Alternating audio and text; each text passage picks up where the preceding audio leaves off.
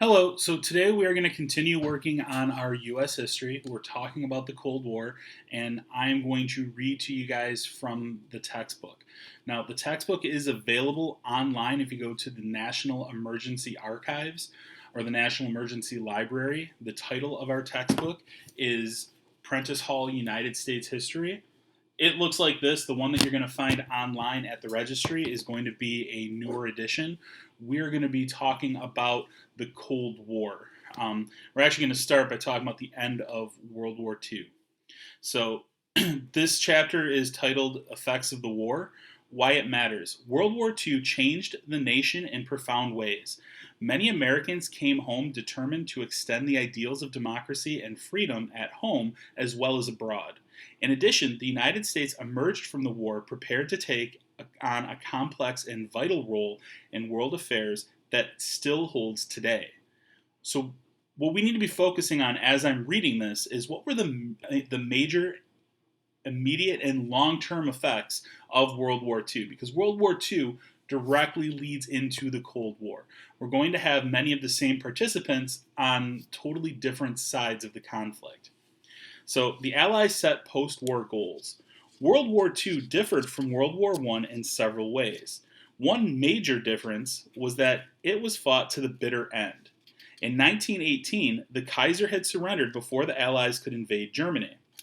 By contrast, in World War II, Japan and Germany kept fighting long after defeat was certain. In the last year of the war, they lost battle after battle, retreated from the lands they had conquered, and saw the slow destruction of their military forces. Allied bombing devastated their cities and industries. Yet, Germany fought on until Hitler committed suicide, and Japan refused to surrender until after the bombing of Hiroshima and Nagasaki. The Allies make plans at Yalta. The protracted fighting gave the Allies time to make plans for a post-war world. Roosevelt, Churchill, and Stalin met at Yalta on the Black Sea in February of 1945 to discuss the final strategy and the crucial questions concerning post-war Germany, Eastern Europe, and Asia. At the Yalta Conference, the Big Three agreed that Poland, Bulgaria, and Romania would hold free elections. However, Stalin later reneged on these promises. Roosevelt and Churchill were not in a good position to press Stalin too hard.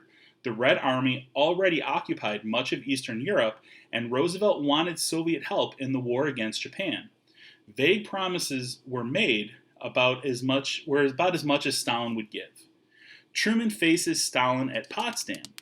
A dramatically altered Big Three met in July of 1945 in the Berlin suburb of Potsdam.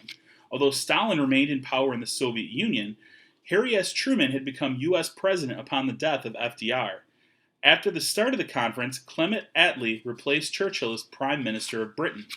While in Potsdam, Truman learned of the successful test of an atomic bomb, but he was more focused on Europe and the Soviet Union than on Asia. At the meeting, the Big Three formalized the decision to divide Germany into 4 zones of occupation: Soviet, American, British, and French.